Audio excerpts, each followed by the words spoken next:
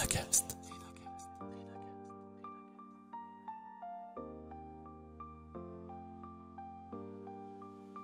Mon médecin m'a dit sauvez votre peau.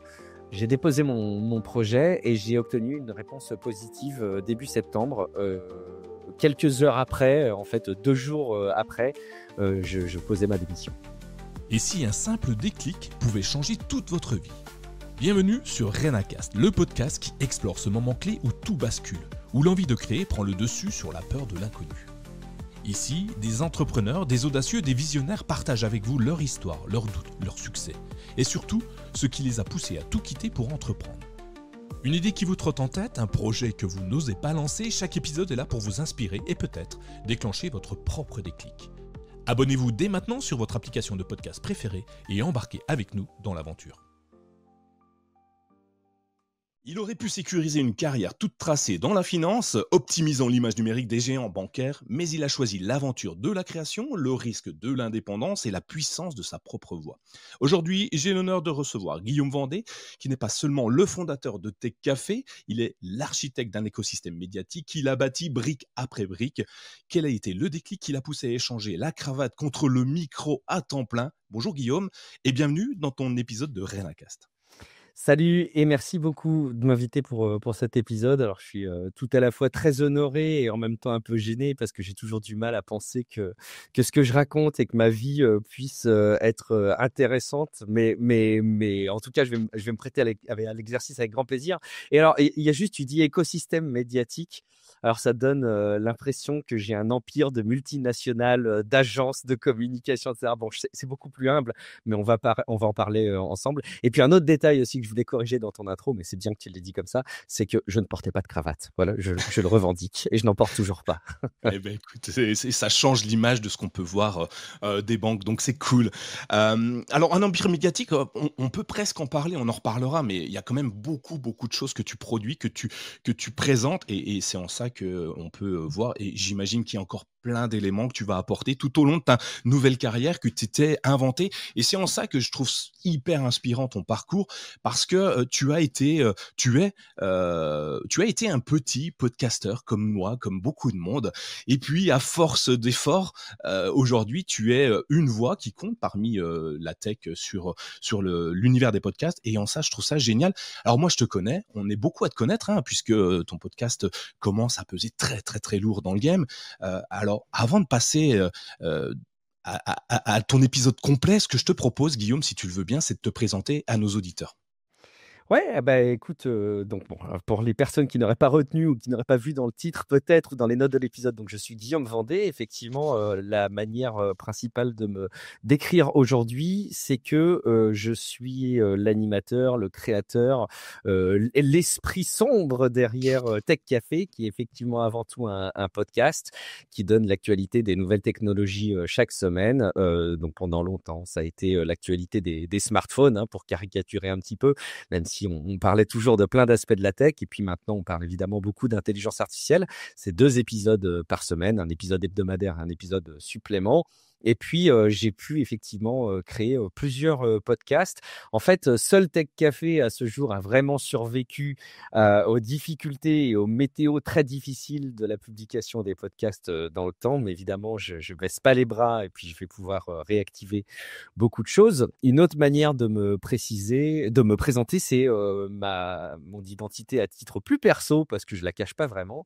J'habite Amiens, j'ai un petit peu plus de 40 ans et j'ai 2 enfants.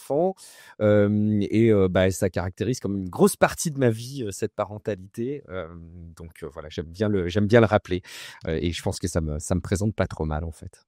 Ouais, effectivement, tu ne caches pas, enfin en tout cas, tu laisses transparaître des parties de ta vie privée qui donnent un peu l'image, enfin une image très sympathique à Tech Café, qui humanise peut-être le podcast également à travers toi. Donc clairement, tu es le visage d'un podcast. C'est assez rare d'ailleurs d'avoir un visage sur une partie audio qui n'est pas la radio ou d'autres systèmes. Bon, tu n'es pas seul, mais ton co-animateur, que je salue, hein, quand même, on va saluer Guillaume Podjaspala, qui est un un élément hyper important aussi, hein. Enfin, on pense encore que c'est un robot, peut-être une IA, enfin, pour l'instant, on ne sait pas, mais en tout cas, c'est quelqu'un qui porte aussi pas mal, Tech Café et qui, j'imagine, t'aide beaucoup à progresser parce que ses expertises sont intéressantes. Mais avant de faire du podcast ou peut-être en même temps, tu avais une vraie vie. Alors, c'est comme si le podcast n'était pas une vraie vie, mais tu avais une vie, classique, somme toute tracée dès le départ peut-être, tu vas me dire. Alors avant de rentrer dans ce qui t'a permis de changer de voie, le déclic, est-ce que tu peux nous dire ce que tu étais ou ce que tu faisais avant de vivre du podcast et de devenir ton propre chef d'entreprise? Ouais, je vais refaire un petit peu mon parcours, mon CV, ma page LinkedIn quelque part, mais en plus sympa qu'une page LinkedIn. Je vais remonter au lycée où en fait, je savais pas du tout ce que j'allais faire de ma vie et ça a été un petit peu une constante dans ma vie. C'était à chaque fois qu'on me demandait ce que je voulais faire plus tard, que ce soit dans le domaine, des études ou dans le monde professionnel. En fait, j'ai toujours eu énormément de mal. Mes managers, année après année, durant les évaluations, qui avaient lieu, bah, oui, chaque année, me demandaient: «Et donc comment tu te projettes?» Et je me faisais, tirer les bretelles parce que, bah, j'étais, toujours et je pense que je suis encore, très en difficulté de le faire, de me projeter et de dire ce vers quoi j'aimerais arriver. Tu vois? Il y en a qui ont une cible, qui ont un objectif dans la vie, une espèce de vision ultime. Bah, moi, je l'ai jamais eu. En fait, ce que je voulais, c'était plutôt être dans un environnement, de plus personnel, pas forcément très exposé aux autres. Je suis assez, introverti et j'aime pas trop, tu vois, être trop en mobilité, trop bouger. Donc j'avais plutôt cette vision-là de mon quotidien. Je me voyais bien, être dans un petit cocon quelque part. Et c'est peut-être plus ça qui m'a guidé et en fait, donc j'ai cherché à faire des études, mais dans des domaines complètement différents. Comme quoi, il y avait rien qui me guidait vraiment, ça allait de la chimie à l'informatique, plutôt des domaines, techniques et des aspects un peu scientifiques, mais pas forcément un truc qui était, particulièrement prédéterminé. Et il y a quand même mon goût de l'informatique qui m'a, guidé depuis que je suis un peu petit, qui m'a finalement permis d'aller faire un DUT, d'aller obtenir un DUT dans l'IUT informatique de La Rochelle. Et j'en suis sorti très vite à, très vite trouver un boulot parce que je voulais absolument pas continuer mes études. Ça me gonflait l'environnement des études. Et donc j'ai postulé à plusieurs emplois et j'ai été retenu à l'époque au Crédit Lyonnais, dans un service qui s'appelait la direction des études économiques et financières, et en fait, je m'occupais dans cette direction avec, mon manager, de l'époque, d'un petit parc de serveurs, informatiques et des ordinateurs des économistes de la direction. Le responsable des études économiques et financières à l'époque avait, une lubie, c'est qu'il voulait pas dépendre du service informatique de l'entreprise, il voulait son propre service informatique. Tu vois le genre de truc qui est inenvisageable aujourd'hui, Non, lui, impossible. c'était son caprice et quelque part, il arrivait à en tirer, des éléments très positifs et je comprends qu'à l'époque, il avait cette envie, c'est qu'il avait besoin d'avancer avec la technologie avec plus de souplesse que ne le faisait le reste de l'entreprise donc voilà, j'ai participé à ça. Et quand même, très vite, je me suis rendu compte que, bah, la technique pure, c'était très chouette, mais il y avait un domaine qui commençait à ressortir un petit peu de mon activité et que j'avais envie de développer, c'était celui de la communication au sens large. Alors évidemment, un point d'accès facile, c'était, la communication digitale, notamment, tu vois, la création, d'intranet, de sites internet, et cetera. Et donc j'ai pu évoluer, dans cette, entreprise, pour aller, bosser dans des métiers de communication et en fait, j'ai jamais trop quitté après, les métiers de la com. Donc tu vois, c'est mon environnement professionnel qui m'a permis de toucher du doigt le fait qu'en fait, ma véritable aspiration professionnelle, c'était la com. Donc ça me laisse un petit peu songeur si tu veux parce que dans le domaine des études, on n'a pas finalement trouvé la recette pour aider, en tout cas moi de mon époque, c'était pas le cas, pour aider, les étudiants à trouver, ce qu'ils ont envie de faire dans la vie. C'est peut-être même encore plus compliqué aujourd'hui. Moi de mon côté, ça a été le monde professionnel qui m'a permis d'identifier le fait que ce que je voulais vraiment faire, c'était des choses qui tournaient autour de la communication. Ouais, c'est intéressant, hein. C'est intéressant de voir que, petit à petit, graduellement, tu as bougé, changé, vu ce qui se passait et ce qu'on dit souvent dans Renakas, c'est, les personnes qu'on croise, aussi anodines peuvent-elles être, peuvent t'inspirer, te donner, l'envie, d'un mouvement, d'une réflexion, en tout cas qui est différente de celle qu'on t'apporte à l'école. Très certou bon, à l'école, c'est très, scolaire, hein, disons-le. On avance, on apprend des bases, mais on n'apprend pas un métier. J'ai eu, Laurie qui me disait qu'on n'apprend pas à être freelance à l'école, on n'apprend pas à être entrepreneur. Et tu le ramènes également, ce discours. Et c'est hyper intéressant de se dire que oui, discutons avec les autres, échangeons, regardons ce qui est différent chez les autres, qui peuvent être moqués parfois, voire oui, moqués, hein, clairement, ou bizarres, et se dire bah, pourquoi il fait ça, et s'en inspirer. C'est ce que tu as fait. Et ensuite, tu te lances dans la com. Alors, pour quelqu'un d'introverti, se lancer dans la com, ça me paraît étonnant. Alors, je suis hyper introverti, donc je te comprends. Mais te lancer dans la com, c'est étonnant. Comment tu avances progressivement dans cet univers-là? Est-ce que dans un milieu bancaire qui est quand même assez structuré, enfin, c'est ce que je sais de l'extérieur, évidemment, je ne connais rien de l'intérieur. Comment on peut se dire, bah tiens, je vais changer de voie? Est-ce que c'est possible de le faire d'ailleurs? Est-ce que tu vas amener un nouveau service qui n'existait pas à l'époque en te disant, ouais, moi je veux plus faire du hardware, enfin je veux plus faire du pur tech, je veux échanger, discuter. Comment tu as amené tout ça? Ouais, bah, alors il y a plein d'aspects dans la question que tu me poses, mais effectivement, c'est un élément très positif qu'on peut souligner quand même de ces grandes boîtes, et je sais que Renacast est très orienté sur l'entrepreneuriat, et voilà, c'est le fer de lance, et c'est chouette. Je peux pas m'empêcher quand même de souligner les qualités qu'il peut y avoir à ces boîtes-là, qui proposent, et j'en suis l'incarnation, de rentrer par une porte et d'en sortir par une autre en ayant vraiment fait un voyage assez extraordinaire. Donc ça, c'est une véritable possibilité. Il y a des leviers, si tant est évidemment qu'on a des appétences, des envies, et que les opportunités aussi se dessinent, bah de changer de voie. Donc ça, c'est une possibilité qui est offerte, qui est assez chouette. Il y a quand même un élément dans ta question qui est important, c'est comment est-ce que quelqu'un d'introverti peut finalement tirer parti d'un environnement comme celui de la communication. Et je crois qu'il y a un truc qui est très important dans ce que je t'ai dit et sur lequel je dois insister, c'est la communication digitale. Je fais une petite parenthèse pour dire, j'anime un podcast sur les nouvelles technologies, et on me dit régulièrement, moi ces derniers temps, qu'il faut pas dire digital et qu'il faut dire numérique, et je suis complètement d'accord sur le fond de l'intention de ce mot-là, mais j'aime bien aussi revendiquer le fait que les usages font évoluer la langue, et je sais que les racines de digital, c'est le doigt, mais pas le numérique, mais j'aime bien quand même enfoncer cette terminologie. Bref, tout ça pour dire que la com digitale, c'est un truc qui est très pratique quand on aime la com et qu'on est un introverti, parce qu'on peut faire plein de choses derrière son écran. On n'est pas obligé de s'exposer physiquement à des gens, et quelque part, on peut avoir un nombre d'interactions relativement limité. Bon, ça, encore une fois, c'est assez limite parce qu'on doit être amené à discuter avec plein de monde pour collecter l'info, pour la retranscrire. Mais quand même, je pense que c'est pas l'archétype du communicant, c'est celui qui est derrière un pupitre et qui dit des choses devant un parterre de 1000 personnes. Bah, finalement, je pense qu'aujourd'hui, il y a plein de métiers de la communication qui n'obligent pas à avoir un caractère très extraverti là-dedans. Ouais, effectivement. Donc, bon, en tout cas, ça m'a permis d'évoluer vers de la com. Et puis, donc, j'ai fait plein de choses. J'ai fait de la com corporate. J'ai vu arriver les réseaux sociaux. Et donc là, j'ai dit, c'est important qu'on ait des comptes sur les réseaux sociaux. Ça devient indispensable. J'ai pu en avoir la responsabilité après. J'ai pu former des gens dans ce domaine-là. J'ai pu recruter des gens.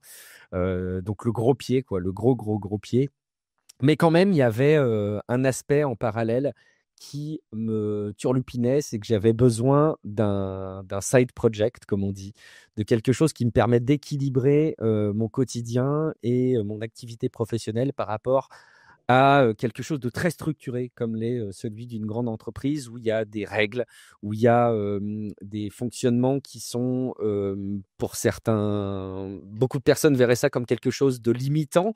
Je comprends aussi les enjeux qu'il peut y avoir à cadrer beaucoup les choses, mais tu vois, avant de sortir une page web dans ces entreprises-là, eh ben, il faut montrer patte blanche, il faut livrer des documents qui montrent que tu as bien étudié le fait que ça n'allait pas créer de failles, que ça n'allait pas créer de problème pour la boîte.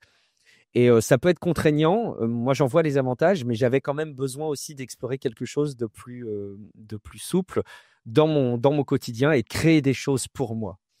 Et c'est là où j'ai découvert les podcasts, où j'ai découvert notamment Azeroth.fr de Patrick Béja, qui était un podcast sur World of Warcraft, parce que je me suis présenté comme étant créateur de contenu, comme papa, mais je dois aussi dire que j'ai tout un pan de ma vie qui a été dédié aux jeux vidéo, et notamment aux jeux de rôle en ligne World of Warcraft, sur lequel je passais énormément de temps.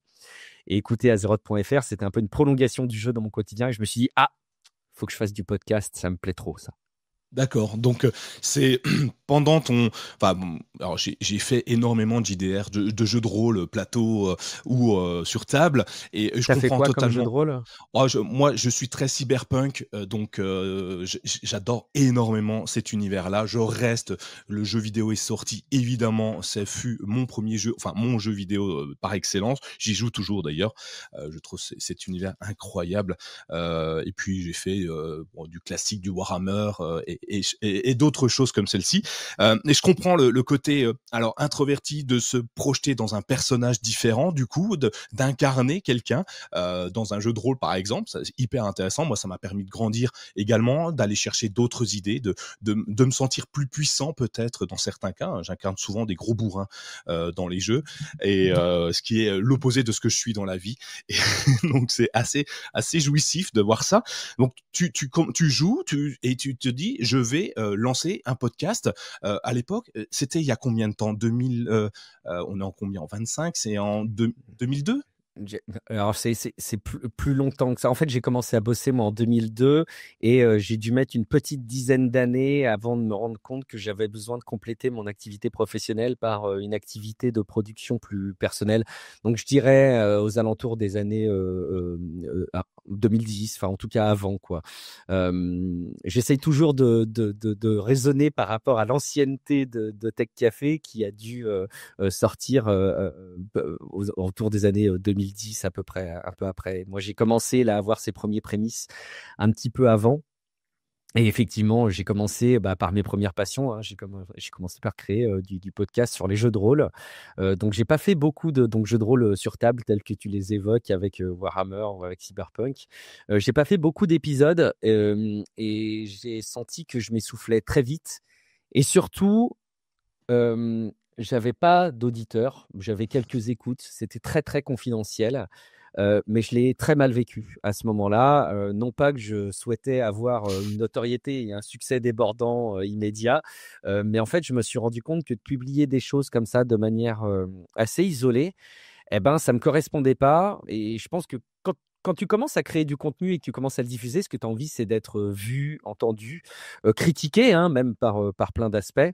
Et quand, tu perçois une indifférence, alors ça rassure l'introverti que je suis, mais ça challenge un petit peu trop l'épanouissement, que je cherchais à obtenir avec cette activité-là. Et donc, là, pour le coup, ça a été un petit coup. Alors ça m'a pas empêché de dormir, hein, mais mais je l'ai un petit peu plus mal vécu, quoi. J'ai dû essayer de trouver d'autres choses derrière. Et donc, en parallèle de ta carrière professionnelle, tu lances ton podcast. Alors déjà, c'est assez étonnant, en 2010, 2012, le podcast, c'est pas quand même quelque chose de très répandu, en tout cas dans le milieu francophone. Donc, c'est un univers que tu prends où potentiellement, tu peux te dire que déjà, t'as pas forcément beaucoup d'auditeurs, hein, clairement. Étonnamment, d'ailleurs, c'est plutôt la vidéo sur laquelle il fallait se tourner à cette époque-là. Donc, toi, tu choisis l'audio, donc pourquoi pas. Le jeu de rôle, pareil, c'est pas forcément le meilleur univers à mettre en avant par défaut, hein. On a été taxé très longtemps de fous furieux quand on faisait du jeu de rôle. Donc deux univers assez étonnants, mais toi c'est devenu tes hobbies et tu veux en faire quelque chose de personnel, créer un podcast. Alors du coup, comme quelqu'un pourrait faire du foot, toi tu fais du podcast, tu fais du jeu de rôle.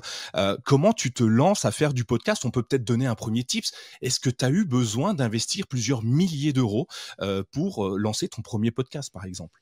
Oui, il a fallu que je fasse un prêt bancaire de plus de 40 000 €. Non, non, non, je vais rebondir, je vais évidemment, donner quelques éléments hyper concrets là-dessus, mais c'est intéressant parce que ta question me fait réfléchir aussi à un aspect sur lequel je suis pas revenu, et ça me paraît, finalement important. C'est que Il y a 2 choses. D'une part, ado, moi j'ai survécu dans mon adolescence, alors grâce aux jeux de rôle, mais aussi grâce à la radio.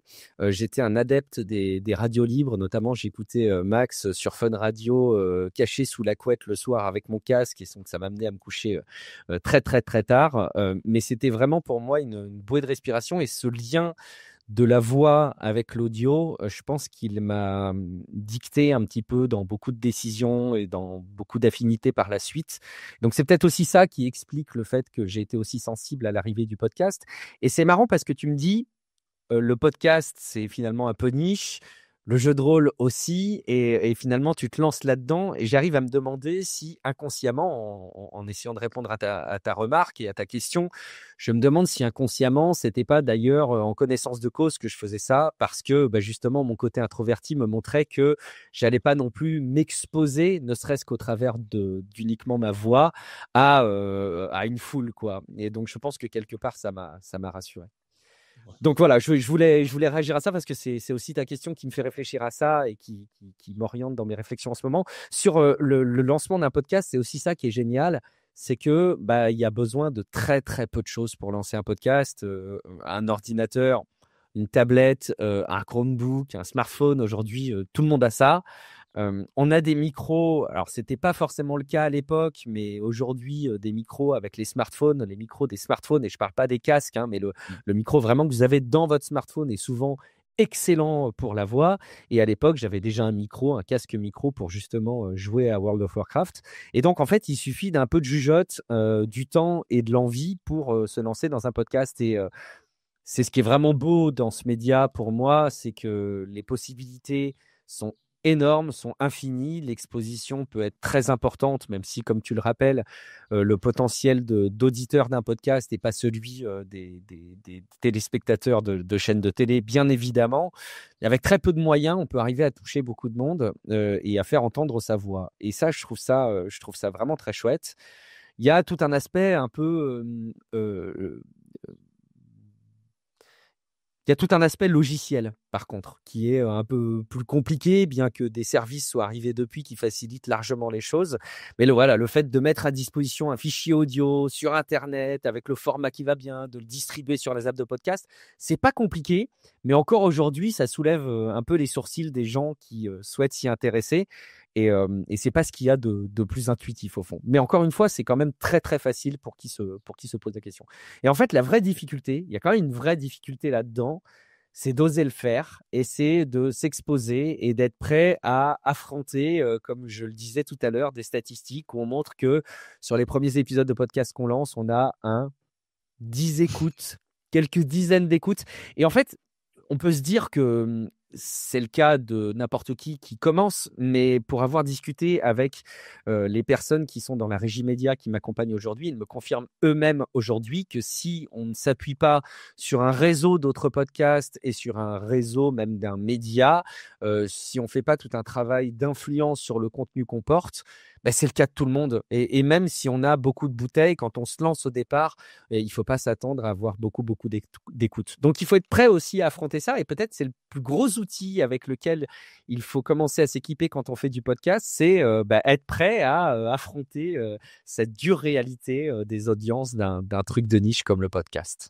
Bah, tu vois, c'est Renacast, ça fait, comme je te disais avant le lancement de l'enregistrement, ça fait 2 mois que je diffuse, et tu le soulèves bien, hein, c'est je le savais qu'en commençant quelque chose de nouveau où personne ne m'attend, hein, puisque je suis plutôt connu sur un autre, système, une autre applicatif. Je me dis: «Je vais me lancer là-dedans pour apporter ma voix, entendre, écouter, des personnalités, intéressantes, inspirantes comme toi, Guillaume et tous ceux que j'ai déjà eus avant toi». Et j'étais prêt à me dire: «Ouais, j'aurai, 2-3 écoutes». Mais bon, moi, je suis quelqu'un d'ambition, donc je me mets des objectifs qui sont, relativement pas du tout smart. Je me suis dit: «Allez, 2 mois, 10 000 écoutes, ce sera déjà un bon début» et bonne nouvelle, avec de la persévérance, avec un peu de culot comme peut le faire, comme on en parlait, pendant le préparatif de Pauline qui va taper, aux portes de Vogue. Et ben, je suis aujourd'hui, plutôt content des résultats parce que 2 mois sans moyens, hein, physiquement, financièrement parlant, je dépense pas d'argent plus que ça. On est à plus de 11 000 écoutes sur les 10 premiers épisodes, ce qui me semble relativement très intéressant. J'avais fixé 10 000. Je suis très très content, et pourtant, qu'est-ce que c'est que 10 000? C'est un peu une goutte d'eau, hein. Mais Tu sais, justement à ce sujet-là, je reprends un peu des conseils que je peux voir à droite à gauche sur un podcast.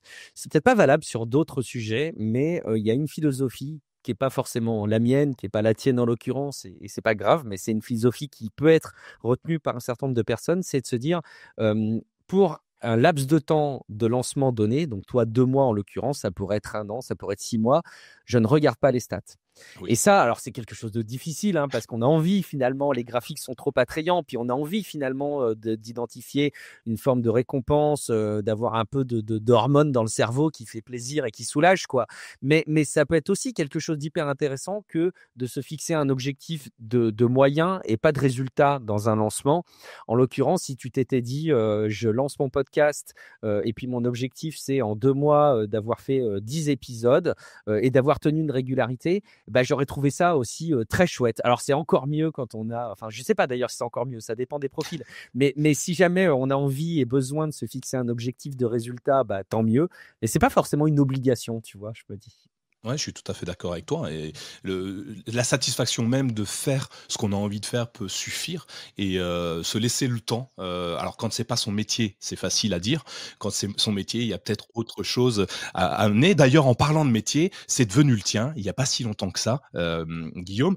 Donc tu as, à un moment donné, donc tu t'épanouissais, hein, tu as dit que c'était un voyage extraordinaire, le métier que tu faisais auparavant, mais pourtant, il y a quelques mois, tu t'es dit, OK, c'est extraordinaire, mais l'extraordinaire prend fin.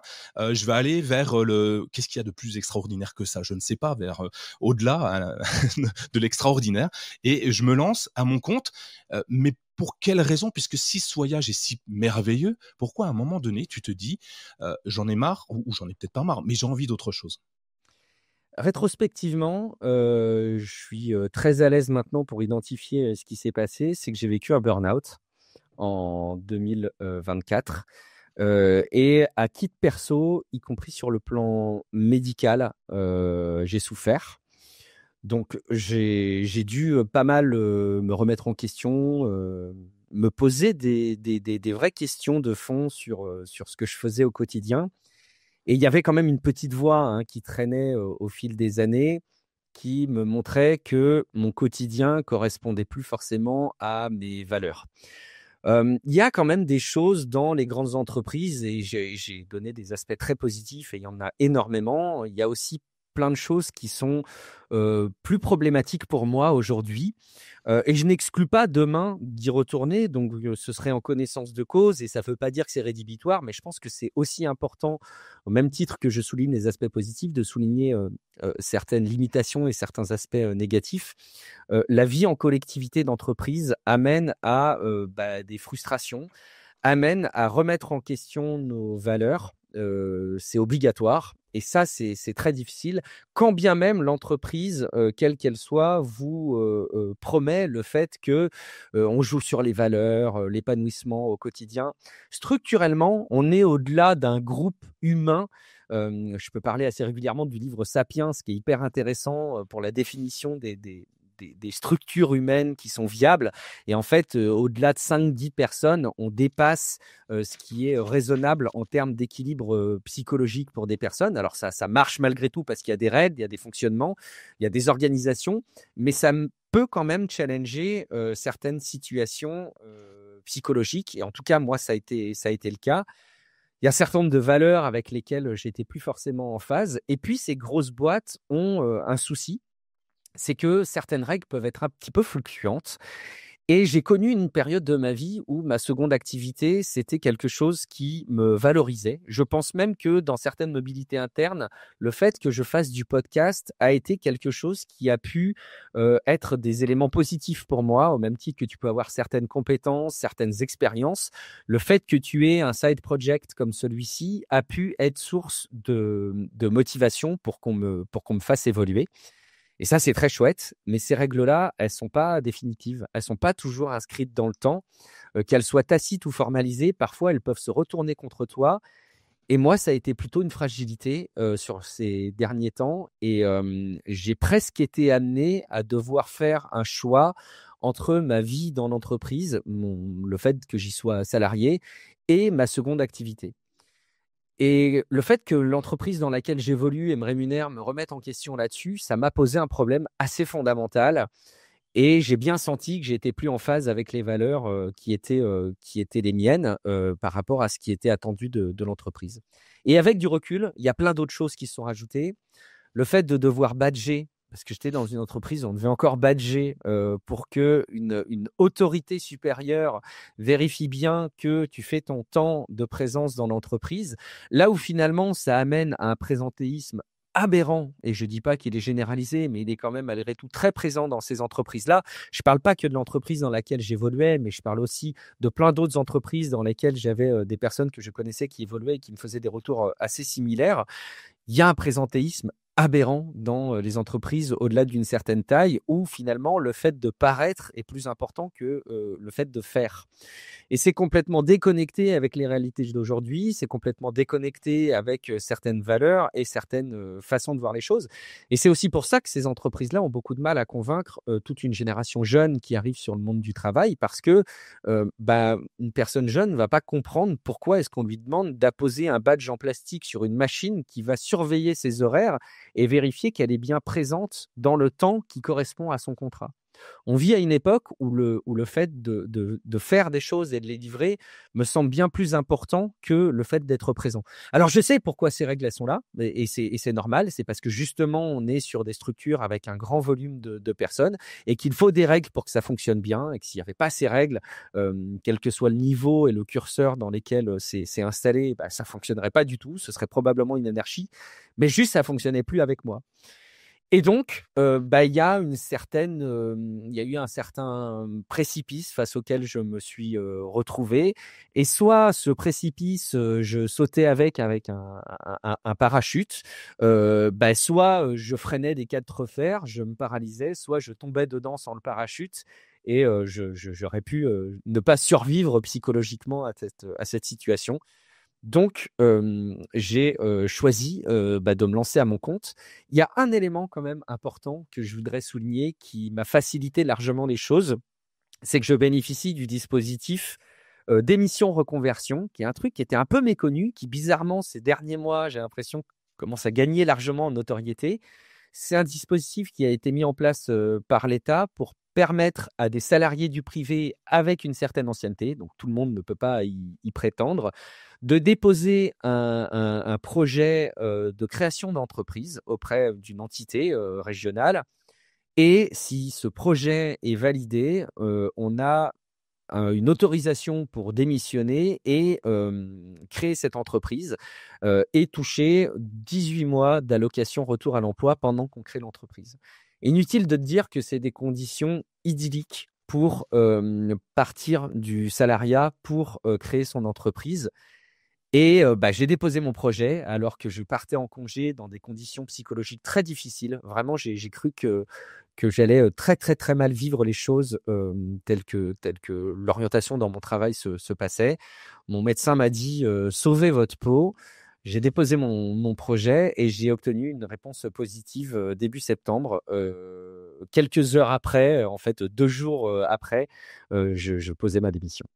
Exceptionnel. Je ne connaissais pas ce dispositif, hyper intéressant. Je mettrai dans les notes de l'émission peut-être la possibilité d'y accéder pour celles et ceux qui veulent profiter du même dispositif que tu as pu profiter. Hyper intéressant de se dire, donc tu n'as pas besoin d'avoir une rupture conventionnelle à ce moment-là, tu peux quitter l'entreprise, ce qui est plutôt sympa parce que certaines entreprises bloquent les ruptures co pour X raisons, peu importe, mais au moins il y a un truc hyper intéressant pour les longs parcours en tout cas. Mais tu vois d'ailleurs, c'est aussi quand je te décris ce que moi j'avais comme frustration avec les entreprises dans lesquelles j'évoluais et que je côtoyais, il y a aussi ça. Tu vois, par exemple, refuser une rupture conventionnelle, en fait, quand tu es dans une démarche de vouloir quitter l'entreprise, ça peut être horrible. Et il n'y a pas de règle, en fait. C'est une Mmh. négociation. Et encore, évidemment, moi, j'y ai pas été exposé, mais je sais qu'il y a des personnes qui vivent des parcours du combattant pour ça. Et finalement, ces règles, elles peuvent changer. C'est-à-dire qu'on va dire: «Ah, mais on n'accepte pas les ruptures conventionnelles. Si tu veux nous quitter, il faut que tu démissionnes. Mais attention, garde bien en tête ce que tu vas perdre, chez nous. Sache que, tu as tels avantages et tels avantages». Et en fait, tu as connaissance d'autres personnes dans l'entreprise qui obtiennent des ruptures conventionnelles et on te dit que ça n'existe pas. C'est des trucs qui sont hyper compliqués à vivre. Hem, je pense que c'est très systémique. Ces entreprises-là, c'est les mêmes qui, mettent des bâtons dans les roues pour, les résiliations. Tu sais, quand tu es abonné à un opérateur mobile, traditionnel et que tu n'es pas, tu fais aujourd'hui, il y a évidemment les opérateurs en ligne qui sont sans engagement et tu peux arrêter ton abonnement d'un mois sur l'autre. Tu peux même le transférer très facilement en France avec un autre opérateur compte tenu des conditions qu'il y a. Mais, à la base, résilier, ton abonnement, c'est horrible. Trouver le lien sur le site web qui va bien, c'est infaisable. Sans doute qu'aujourd'hui Perplexity et les autres IA aident à ça, mais, à la base, sur le parcours du site web, c'est horrible et quand tu as trouvé le lien, il faut que tu remplisses le formulaire et quand ton formulaire est rempli, tu es rappelé par un opérateur qui va te faire parler pendant 20 minutes pour t'expliquer que tu as tout intérêt à rester. Franchement, c'est horrible et en tant que salarié, bah, tu as ces mêmes difficultés en fois 1000 et ça concerne ton salaire, ça concerne ce qui fait que tu vis au quotidien. Je pense que ces entreprises-là n'ont pas compris qu'elles ont tout intérêt à faciliter les démissions. Alors évidemment, le but, c'est pas de pouvoir démissionner du jour au lendemain. Il y a des contrats pour ça et c'est bien normal qu'il y ait des préavis. Mais de faciliter, quelque part, ces conditions de démission, ce serait des grands avantages finalement pour elles. Elles auraient tout à y gagner, au même titre que de faciliter la fin d'un abonnement à un téléphone, un abonnement pour son téléphone mobile. Mais finalement, c'est très positif et tu gagnes, une image, et un souvenir plutôt positif et si jamais par la suite tu veux revenir, bah, tu peux. Et j'ai l'impression qu'il y a quelque chose d'assez archaïque finalement dans cette vision des choses. Bon, c'est ma perception et c'est ma perception à chaud. Effectivement, ça peut être très compliqué, mais bon, ce qui est intéressant, il existe des dispositifs mis en place, tu en profites, tout le monde donc enfin tout le monde, tous ceux qui, cochent toutes les cases peuvent en profiter. Donc tu y vas, donc tu sais que tu as 18 mois devant toi, à la fois long, mais également très court. Est-ce qu'avant ça, tu as quand même eu quelques peurs en te disant, je sais pas, tu as peut-être un loyer, tu as peut-être un crédit, ou plusieurs, tu as des enfants, comment ils vont manger? Est-ce que ça t'est passé par la tête de te dire, «Ça va être compliqué malgré tout et après 18 mois, qu'est-ce que je fais si ça marche pas?» Tu avais Tech Café avant, tu avais peut-être déjà des pistes de réflexion très, très avancées parce que Tech Café est un podcast qui, est soutenu par ses auditeurs et ça, c'est juste exceptionnel déjà d'y arriver. C'est peut-être ça qui t'a aidé également de franchir le pas?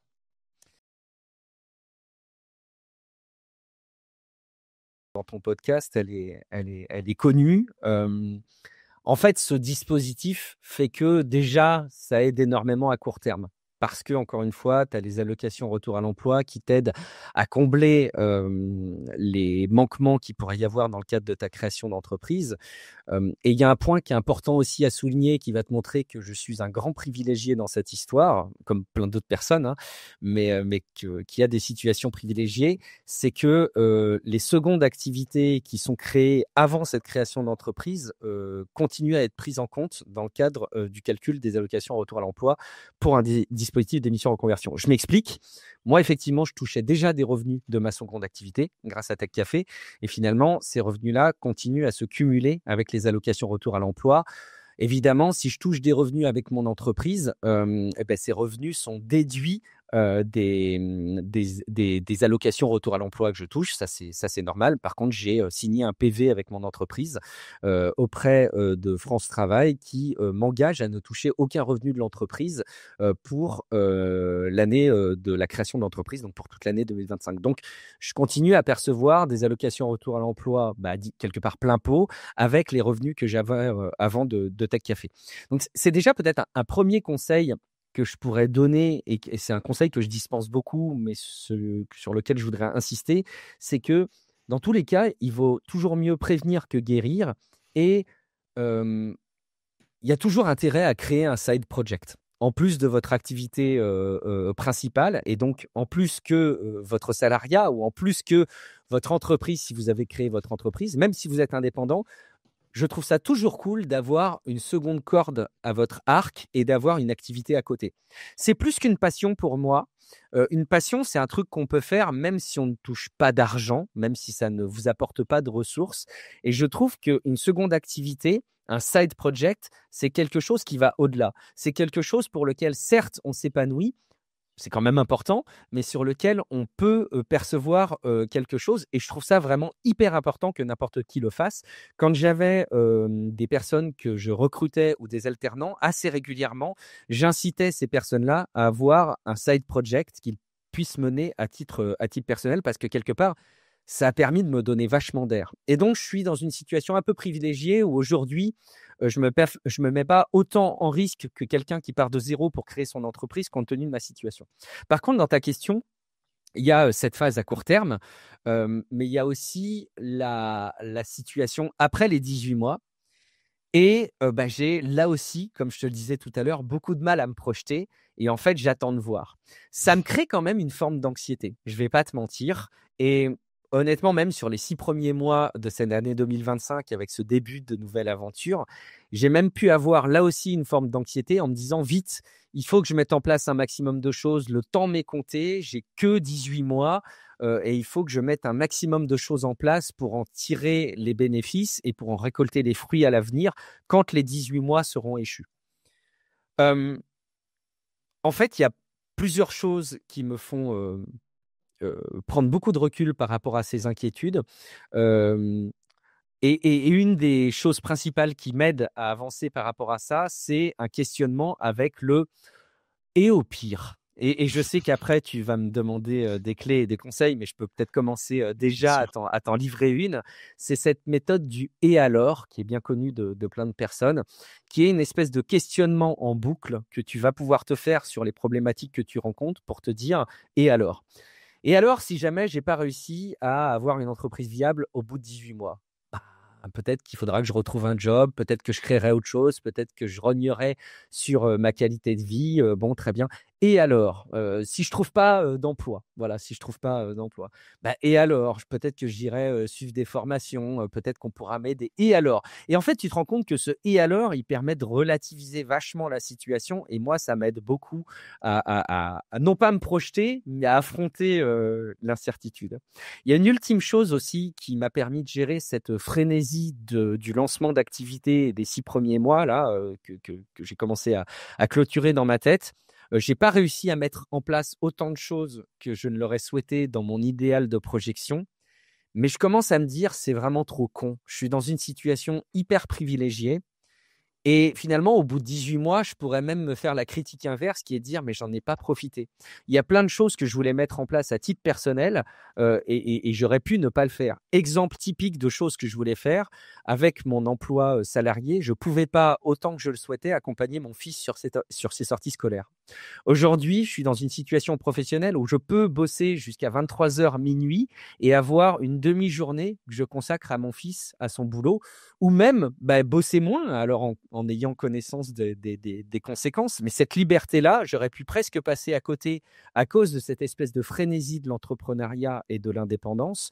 Et j'ai décidé de revoir un petit peu les choses et de faire les choses de manière un petit peu moins stressée et un petit peu moins en ayant le sentiment de me mettre moi-même le couteau sous la gorge.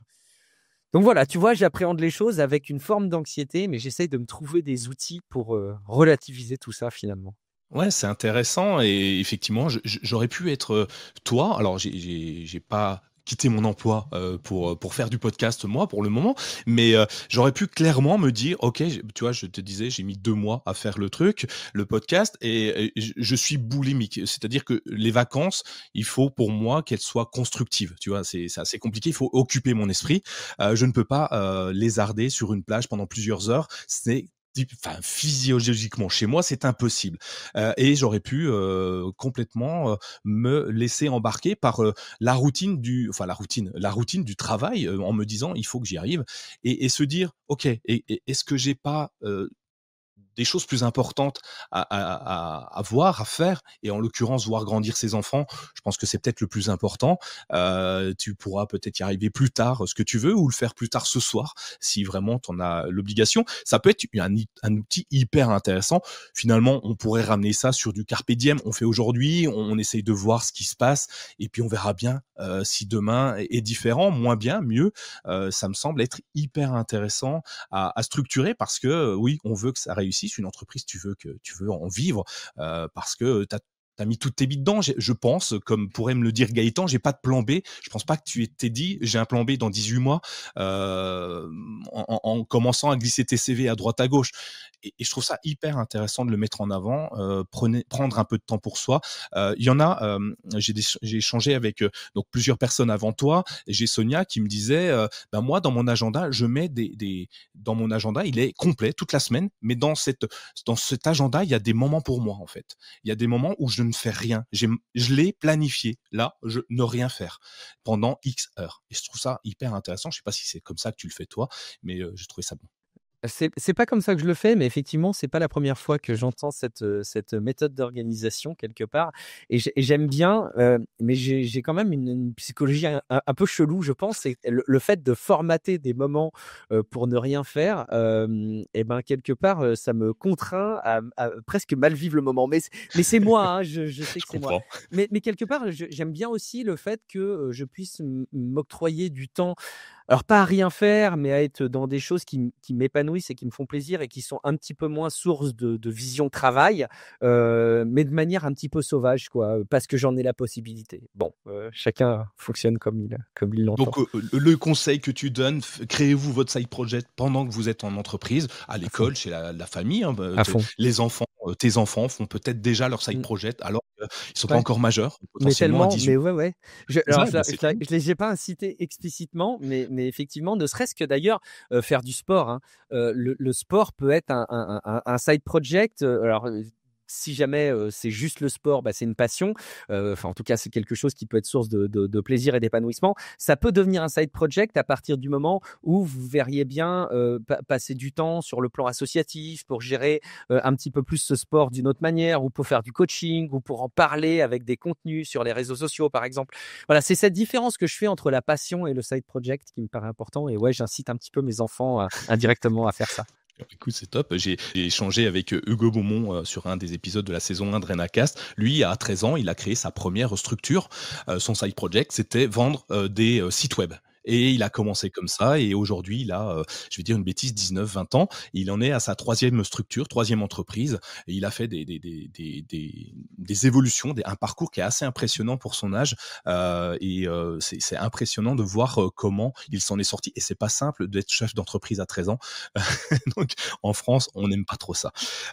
Du coup, tu as ton side project, ça a bien avancé. Tes cafés étaient déjà une entreprise avant que tu partes, peut-être C'était une micro-entreprise, donc bon, c'est toujours un peu compliqué de répondre à ça, parce que finalement, en France, il y a ce statut, de la micro-entreprise ou auto-entreprise. D'ailleurs, on ne sait jamais comment l'appeler, mais qui est une espèce de palliatif. Il y a d'autres pays, par exemple au Québec, tu as la possibilité d'entreprendre sans déclarer d'entreprise. Il y a un certain nombre de garde-fous, mais tu as cette possibilité en tant que particulier.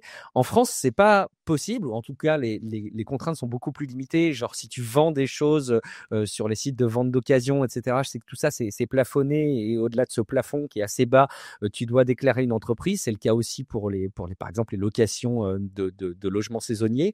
Hem Et donc, j'ai créé, effectivement cette, auto-entreprise. Ça a même été une association, Tech Café, pendant quelques années, à la demande, indirecte des auditeurs, d'ailleurs. D'accord, il voulait pouvoir assister aux directions que Non, Tech Café ouais. prenait. Alors, je me rends compte en te disant ça que j'ai besoin de développer le truc. Et en fait, c'était une demande des auditeurs de pouvoir contribuer avec un financement participatif. D'accord, À l'époque, d'accord. on a lancé une page, Ulule, et pour nous, la manière, de le faire, moi et les personnes qui géraient le podcast à l'époque avec moi, on s'est dit: «Bah, on va faire une asso, comme ça l'argent qu'on va récolter, bah, on achètera des appareils, on les testera, on fera nos restitutions, et puis on les fera gagner gagner aux auditeurs. Ça a très mal marché, cette idée. Ça a très, très mal marché. C'est une idée que beaucoup de monde a, hein. J'ai eu la même. Ouais. Ça a pas, voilà, ça Ça n'a s'est pas soulevé arrêté les très foules non vite. plus? Non, c'était pas terrible. Donc du coup, ton projet est fait, tes cafés prend de l'ampleur, ton side project est terminé, enfin terminé et non, on n'est pas terminé, au contraire, tu es pile dedans maintenant, Mmh. mais c'est, Ça ton devient un main activité. project. Ouais. Voilà, c'est ça, c'est, un projet de vie complet. Comment, tu t'es fait accompagner? Parce qu'à un moment, tu le disais, il y avait une structure, donc le service dans lequel tu travaillais était très structuré. Heu, Là, il y a plus du tout de structure. La seule structure qu'il y a, c'est toi. Est-ce que tu te fais aider au quotidien? Est-ce que tu peux donner un conseil en disant, ben, allez, tu nous en as déjà donné quelques-uns, mais comment tu te structures dans ta journée, dans ta projection à plus ou moins quelques mois? Alors, j'ai des pistes, mais est-ce que toi, tu as pas mieux que moi? Je pense que si. Pas sûr en fait, j'en sais rien. Mince. En fait, je suis très, très autodidacte, mais ça tu l'as vu au fil de nos échanges et de mon parcours, pour que j'arrive à faire, ce que je fais aujourd'hui et même ce que j'ai fait en entreprise, avec une formation, de technicien informatique qui avait rien à voir. C'est que je suis assez autodidacte et que j'arrive moi-même à me discipliner sur de l'auto-formation et de l'organisation. Alors je pense que du coup, je passe à côté de super conseils. Dans ma démarche de création de boîte, j'ai quand même eu cette période de l'été, tu vois, où j'avais déposé mon dossier, où j'attendais le retour de Transition Pro Hauts-de-France, l'organisme auprès duquel moi j'avais déposé mon dossier de démission reconversion. Je me suis fait un petit plan pour aller solliciter plusieurs personnes qui m'inspiraient, et qui, pour moi, avaient d'une certaine manière réussi. Des personnes qui m'inspirent justement dans cette démarche un peu passion, qui se mélange avec de l'activité professionnelle. Et il y a plusieurs personnes que j'ai sollicitées, avec qui j'essayais d'avoir un point d'échange de vive voix et idéalement en physique, jusqu'à ce que je propose même, pourquoi pas, d'aller au resto avec les personnes et que je me déplace pour aller les voir.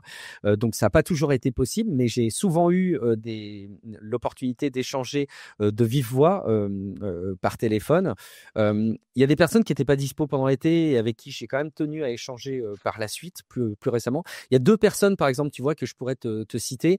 D'un côté, j'ai Fibre Tigre, qui est une figure du monde des médias en ligne, avec Game of Thrones, et puis qui crée des jeux vidéo aussi. Il écrit des jeux vidéo, et qui a eu, enfin, j'ai eu beaucoup de plaisir à pouvoir échanger avec lui par mail, et il a vraiment pris le temps d'écouter ce que j'avais à lui demander et de me donner des conseils. Une autre personne que je pourrais citer comme ça rapidement, c'est Romaric Briand, qui est auteur de jeux de rôle indépendants et avec qui j'avais des échanges occasionnels, mais je me suis booké tout un moment. Alors ça s'est fait après la création de la boîte, mais il m'a donné ce qu'il appelle des pancartes. Il m'a donné des pancartes, et ça m'a été très fructueux. Donc tu vois, j'ai été chercher un petit peu des sources de mentorat très occasionnelles dans ma démarche de changement de vie. Donc ça, c'est une chose que j'ai initiée, et c'est aussi un conseil que j'aimerais peut-être partager aux personnes qui veulent se lancer, évidemment dans un podcast, mais aussi quelque part dans un side project ou même dans la création d'une entreprise et dans le lancement en tant qu'entrepreneur. C'est d'aller chercher une figure de mentorat, quelqu'un qui va parrainer un peu votre activité. Quelqu'un qui va être capable de vous dire: «Là, ce que tu fais là, sur cet aspect-là des choses, c'est de la merde», qui va être capable de vous le faire entendre, qui va quand même être quelqu'un qui va adhérer à votre projet au global, mais qui va être capable de vous motiver et puis de faire un petit peu partie de l'aventure. J'ai lancé un podcast début d'année 2024 que j'ai pas réussi à faire durer dans le temps. On verra si à l'avenir j'arrive à le réveiller, qui s'appelle Contrôle parental, qui était destiné aux parents. Et le premier invité de cet épisode, de ce podcast, dans le premier épisode, c'est quelqu'un que j'ai sollicité un petit peu sous l'angle du parrainage, qui est Benjamin Lubzinski, qui est tout à la fois youtubeur, hypnotiseur, qui a écrit des bouquins sur l'hypnose aussi. Au passage, au moment où on est, je ne sais pas quand l'épisode sera diffusé, Nicolas, mais il faudra regarder les dates. Mais il a lancé un Ulule sur un projet qui est très chouette, que j'ai envie de mentionner rapidement, qui est un projet de spectacle vivant autour de l'hypnose et du jazz. Donc voilà, si vous avez la possibilité sur Ulule d'aller jeter un coup d'œil là-dessus, je pense que la participation pour faire vivre ce projet pourrait valoir le coup. Mais en tout cas, il a parrainé quelque part Contrôle Parental et je trouve ça important quand on se lance dans un projet, dans un nouveau contenu, d'arriver à embarquer quelqu'un qui fasse un peu figure d'autorité, qui donne aussi de la crédibilité. C'est aussi comme ça que j'ai lancé à l'époque Tablette Café, qui était l'ancêtre de Tech Café. Et je trouve que ça m'a toujours réussi. Et c'est vraiment un conseil que je peux partager aujourd'hui, je pense. Ouais, et hyper intéressant. Alors, tu vois, j'ai encore pas fait mes vœux pour avoir un parrain ou une marraine.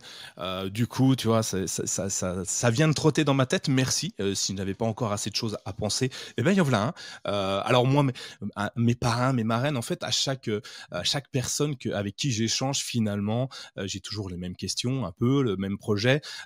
J'aime avoir vos retours et je m'inspire de ce que vous me dites, ce que les auditeurs, les poditeurs me disent. Mais ouais, avoir quelqu'un qui est capable de te dire ça, c'est nul, c'est hyper intéressant. Alors, il faut que ça soit constructif, évidemment, mais un c'est nul, c'est toujours constructif à mon sens. Je prends le conseil.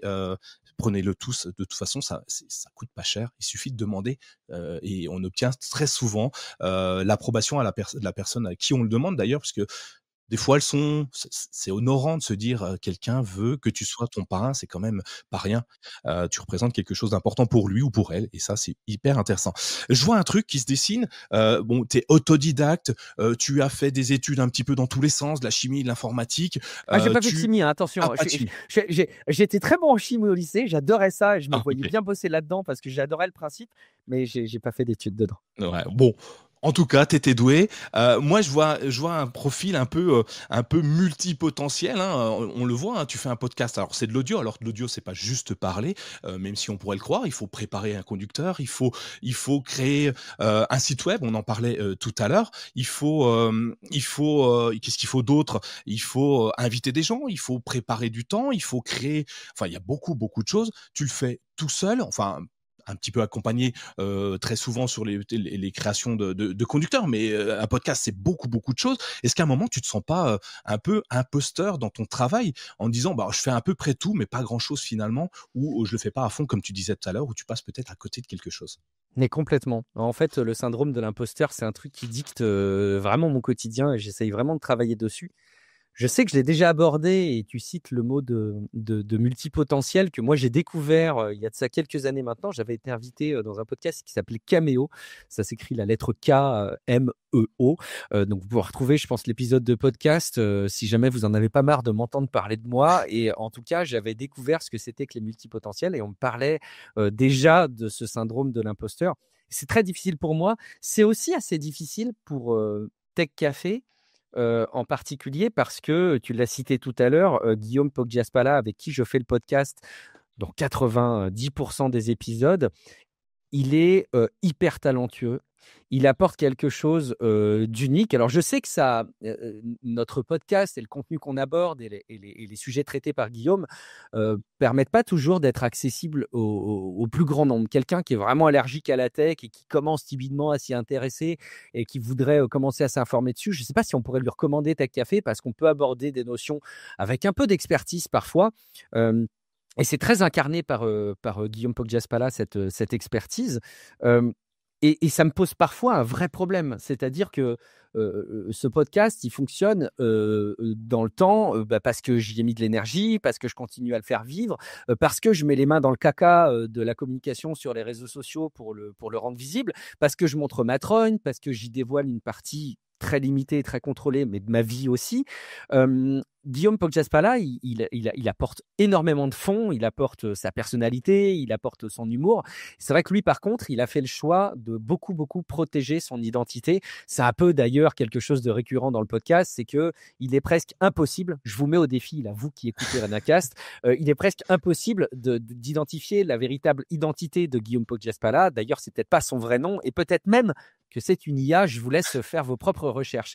Mais vraiment, ça me pose en permanence un vrai dilemme, c'est-à-dire que je sais, ou en tout cas je fais mienne la conviction parce qu'elle m'est régulièrement partagée, que j'apporte quelque chose, que ce soit au niveau de l'animation, que ce soit au niveau de ma personnalité, que ce soit au niveau de mes questions qui sont tantôt authentiquement naïves, parfois feintes comme étant totalement naïves dans les sujets qu'on aborde dans le podcast. Et donc, je sais que j'ai mon rôle à jouer, mais je peux pas m'empêcher en permanence de me dire, je mérite pas totalement ma place, quoi. Alors, il y a des choses qui justifient tout ça. Tu vois, par exemple, il y a un fonctionnement assez installé dans Tech Café qui est que le financement participatif, il revient sommairement pour moitié à Guillaume Poggiaspala et moi, je garde la moitié de mon côté. Et par contre, la partie média, la partie publicitaire, je me la réserve de mon côté parce que c'est vraiment l'incarnation que je peux faire dans Tech Café et c'est mon choix de faire de la publicité. Et je sais qu'en plus, ça permet de cloisonner un petit peu les choses. On ne peut pas nous taxer que l'éditorial soit influencé par la publicité. Mais c'est un vrai problème. Et je ne sais pas quelle est la solution miracle au syndrome de l'imposteur, autre que de se dire ben non, mais je suis un vrai humain, j'apporte des vraies choses et il faut que je sache l'entendre. Et je suis très très loin d'être un sale opportuniste qui va bouffer la vie des autres. Je pense qu'on est très rare à être dans cette situation-là. Et je pense plutôt qu'on devrait arriver à se persuader du fait qu'on est légitime. Oui, J'ai et pas de c'est pas solution simple, hein. idéale.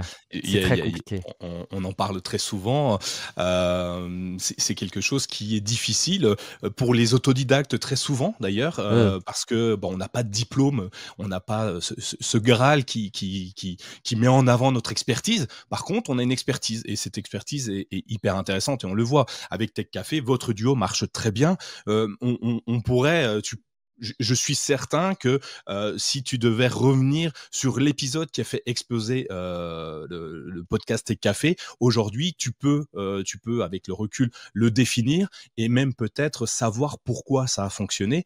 En tout cas, moi, j'ai mes pistes. On en reparlera hors antenne si tu veux. C'est vrai, Mais ça m'intéresse vachement parce que je me suis jamais posé la question c'est vrai. et j'aurais vraiment pas une idée de la réponse. T'as une idée, toi, d'une bascule comme ça pour Tech Ah ouais, mais Café? moi je vous écoute, enfin j'écoute Tech Café depuis Tablette Café Mmh. et je l'écoutais pas aussi assidûment que je l'écoute aujourd'hui. Alors même si je l'écoute pas quand il sort, évidemment, j'ai pas le Mmh. temps, j'ai trop de podcasts. Il y a trop de podcasts à écouter, c'est Puis on pas n'est pas possible. obligé d'écouter tous les épisodes, hein, c'est un peu Ouais, mais l'avantage aussi, je pense. allez-y, ils sont tous exceptionnels. J'ai un moment charnière où je me suis dit: «Ouais, ils ont une expertise qui est hyper intéressante et qui est différenciante et surtout qui, banalise, la technologie, en tout cas qui rend accessible au plus grand nombre» et ça, c'est hyper compliqué à faire et ça, Guillaume Poggiaspala l'avait fait d'une main de maître ce jour-là, ce qui m'a dit: «OK», je crois que c'est à partir de ce jour-là d'ailleurs que je me suis abonné à Patreon.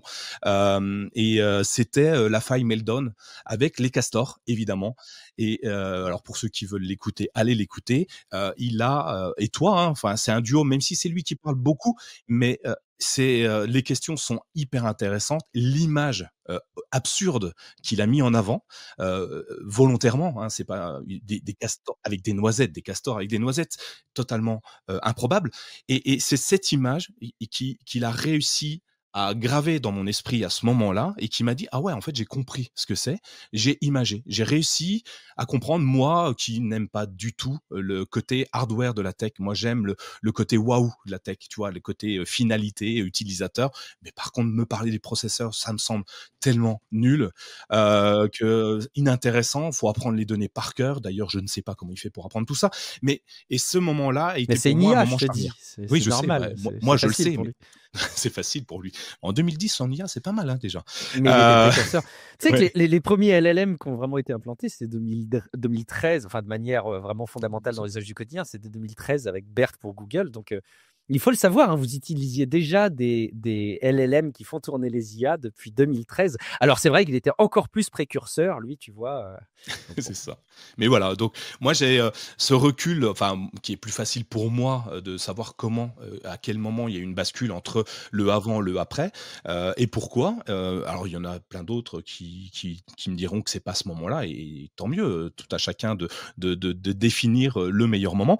Et ce moment-là m'a montré un visage différent de, tu vois, le syndrome de l'imposteur. Alors, je suis pas là pour te dire t'es imposteur ou pas, c'est pas mon rôle, je suis pas psy ou quoi que ce soit, mais ce moment-là, c'est à ce moment-là où tu te dis oui, ils ont une légitimité à parler d'un produit, ils ont trouvé en tout cas cette légitimité à ce moment-là.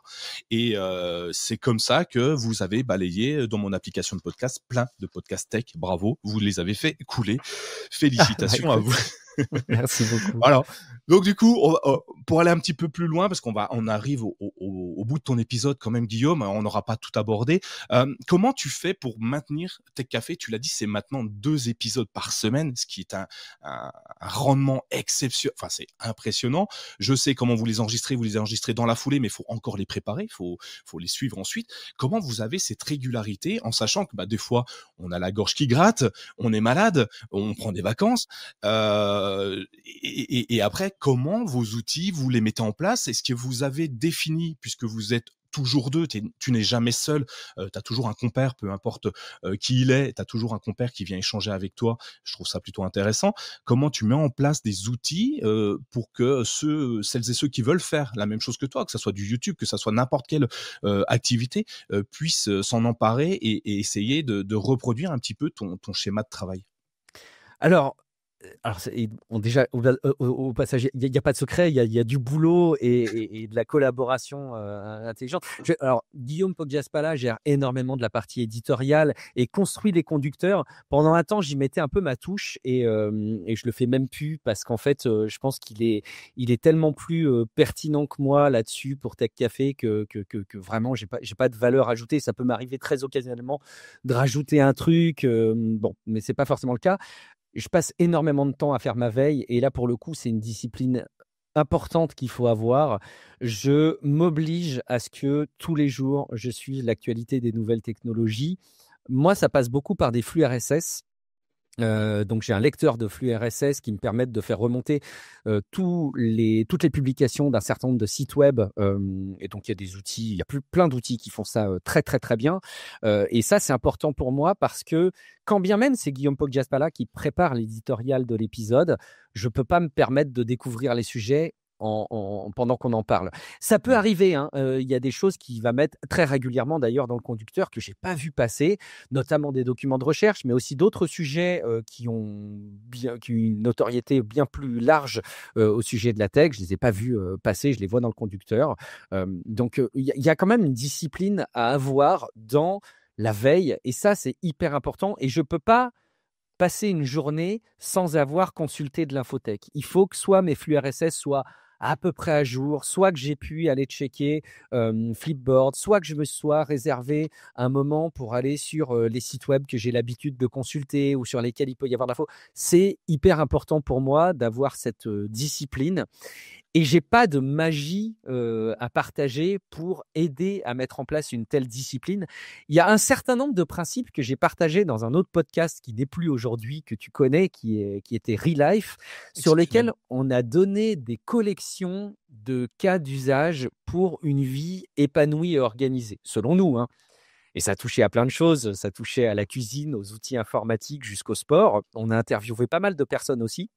Et je dirais, j'ai une préconisation à partager qui reprend un petit peu tout ce qu'on a pu dire dans Relife et qui aborde beaucoup de choses que j'applique au quotidien dans ma vie sans le faire de manière aussi rigoureuse. C'est le bouquin de Fabien Olicard qui s'appelle Votre temps est infini. Alors attends, je vais aller le chercher en même temps qu'on en parle. Il faudra gérer ça au montage. Le titre, c'est Votre temps est infini et si votre journée était plus longue que vous ne le pensiez. Et en fait, dans ce bouquin, Fabien Olicard donne énormément d'astuces au quotidien extrêmement pratiques et très concrètes qui tournent avec la gestion des agendas, la gestion des réseaux sociaux, la gestion des to-do lists, l'importance des to-do lists, comment les organiser, pourquoi c'est important de le faire. Et en fait, il livre tous ces sujets dans un bouquin qui est très lisible. C'est vraiment un bouquin parfait pour les vacances et pour l'été où on coupe un peu son activité professionnelle et où on peut prendre le temps de se réorganiser et de se projeter. C'est vachement bien foutu. Je mets juste un petit avertissement et un petit disclaimer. C'est pas lire ce livre est dangereux que je mettrais, mais faites attention quand même parce que ça paraît tout à la fois tellement facile de mettre en place tous ces éléments qu'on a envie de tout faire. et on se fout une pression de malade à essayer d'appliquer tous les préceptes de vie de Fabien Olicard. Et en fait, moi, ça m'a fait presque l'effet inverse du livre parce que j'appliquais déjà pas mal de choses qui étaient conseillées dans le bouquin. Et ça m'a créé une espèce de pression et d'anxiété horrible. Et donc, j'ai presque arrêté de le conseiller. Alors maintenant, je le reconseille à nouveau, mais avec une petite réserve qui est de dire picorez dedans, prenez des petits éléments et n'allez pas le bouffer d'un coup et essayez de vous faire une angoisse à tout appliquer. Mais voilà un petit peu ce qui dicte la manière avec laquelle on arrive à être régulier, c'est d'avoir une discipline de faire. En tout cas, je parle pour moi, parce que pour une intelligence artificielle, forcément, c'est beaucoup plus facile d'être efficace dans sa veille et de restituer un conducteur, voire deux, chaque semaine. Mais c'est un petit peu ce qui dicte ma vie dans mon quotidien et ce qui me permet d'arriver à ce résultat-là, quoi. Ouais. J'entends une chose, donc tous les jours, tu regardes la veille tech via des flux RSS. Alors voilà. Alors je fais comme toi. Malheureusement, je dirais, j'ai pris conscience que ça me prenait beaucoup de temps, beaucoup d'énergie, à un moment de ma vie, j'ai eu ce syndrome de tu sais, le FOMO, Fear of Missing Out, donc la peur de manquer quelque chose. Et pendant les vacances, par exemple, où je me dis, tiens, je vais me déconnecter quelques instants, j'avais ouais, mais si je loupais quelque chose, comment tu passes, est-ce que tu arrives à passer au-delà de ça ou pas? C'est très, très difficile. Alors, c'est doublement difficile parce que, par exemple, tu pourrais te dire: «Bah, tiens, pendant l'été, je lâche un peu l'affaire», tu vois? Bon, on essaye déjà d'avoir des publications d'épisodes aussi pendant l'été parce que pas être présent avec une Mmh. régularité, toute l'année, bah, on est pénalisé. Et alors, en plus, j'ai la chance et l'inconvénient, mais c'est avant tout une chance, que Patrick Béja, qui est, un des pontes du podcast, me confie souvent un épisode estival. Cette année, je vais même avoir la chance d'en faire 2. Donc, tu vois, je peux même pas prendre des vacances en me disant je mets Tech Café en pause parce que je suis obligé, même pour d'autres prestations quelque part que je peux faire. Et c'est vrai qu'il y a il y a ce FOMO. Tu as raison, le fait d'avoir des articles non lus dans le flux RSS de la veille d'il y a 2 jours, voire même, t'imagines, d'il y a 3 jours, Ah, c'est fou. c'est horrible. Et il n'y a pas de secret pour moi. Il faut arriver à prendre de la distance en se disant: «Je ne peux pas tout maîtriser, je ne peux pas tout contrôler, j'ai aussi une vie, je suis un humain».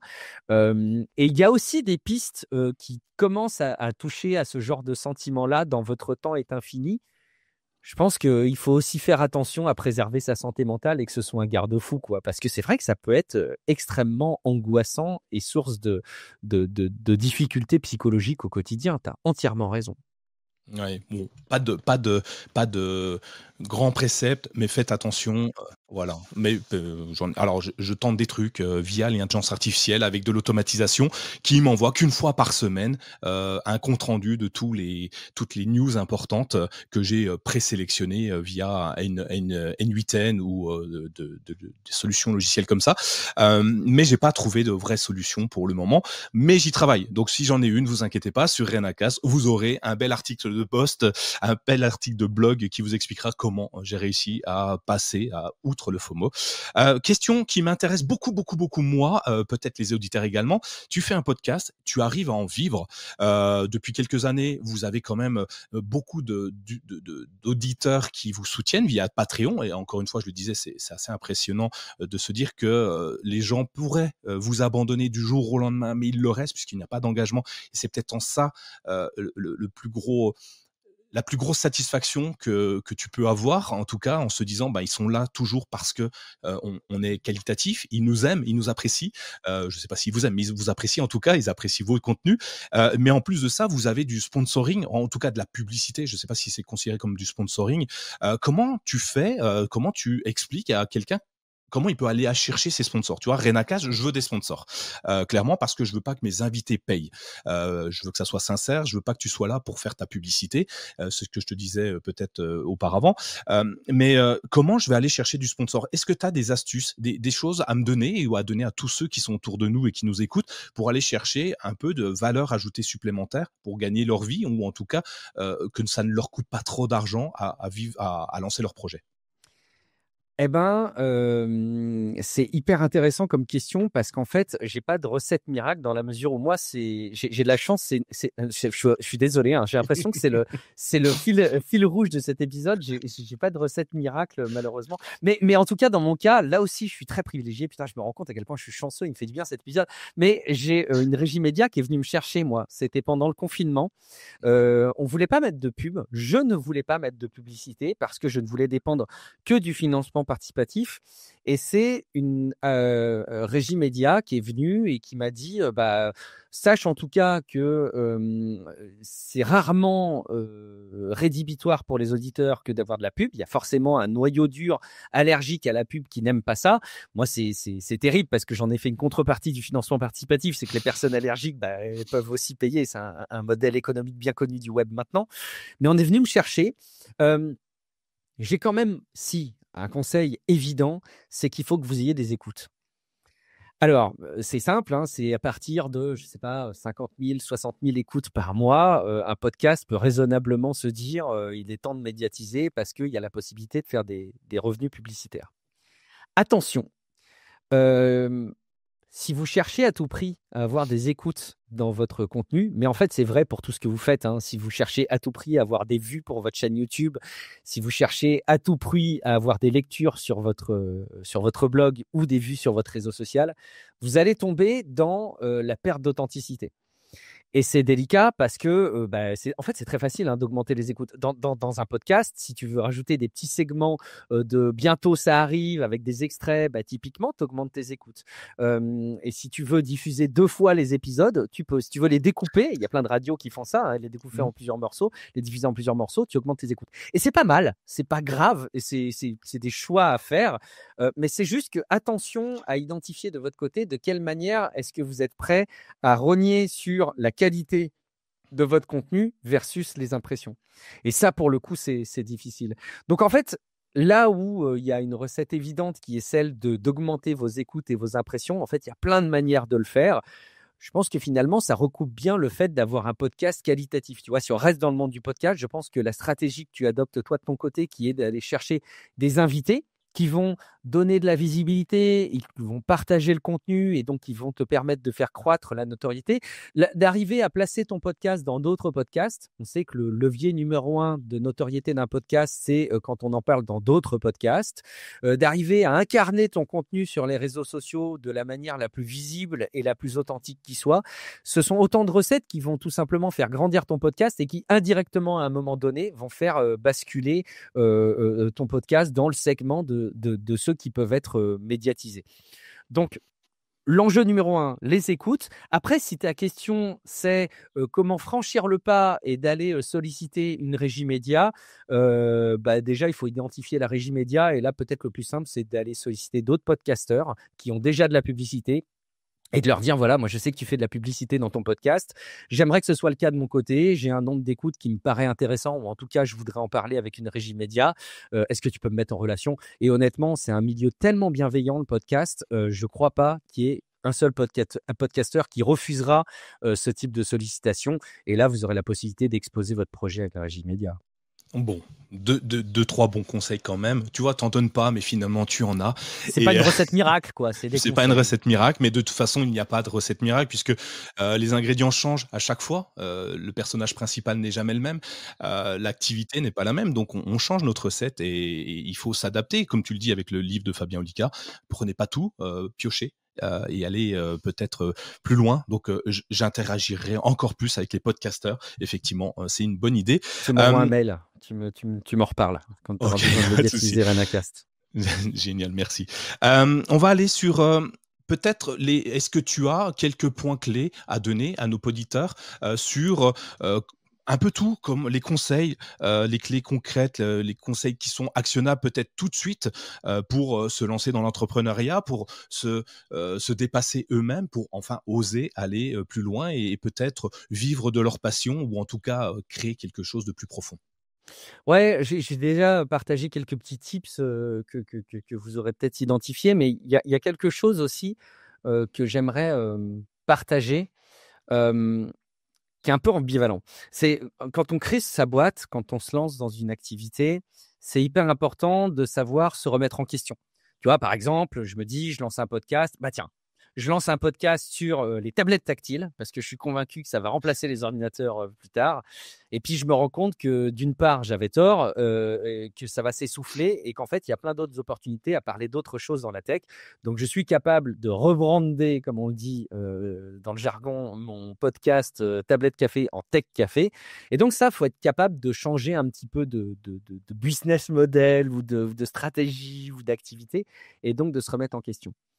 Par contre, je sais que, notamment dans la création de contenu, mais c'est valable évidemment dans pratiquement toutes les autres situations d'entrepreneuriat, on repose beaucoup sur des outils et on est tenté, dans l'époque dans laquelle on évolue, à remettre en question ces outils. Ah, il y a ce nouvel outil de production qui est arrivé, qui a l'air génial. Regarde, en plus, il y a de l'IA dedans. Regarde Notion, tout le monde en parle. On peut faire plein de choses. Bon, très bien. Un nouvel outil de suivi de flux RSS qui fait encore mieux papa-maman.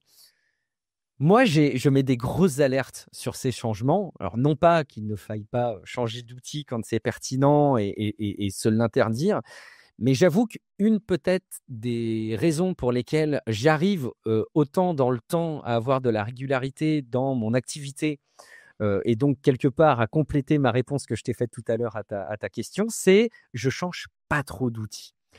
Par exemple, j'ai intégré de l'intelligence artificielle dans mes productions très, très récemment et je le fais vraiment que par toutes petites touches. Des outils de création de visuels pour les podcasts, pendant très, très, très longtemps, j'ai utilisé les mêmes outils qui étaient peut-être très imparfaits, mais qui m'ont permis d'avoir des vrais automatismes dessus.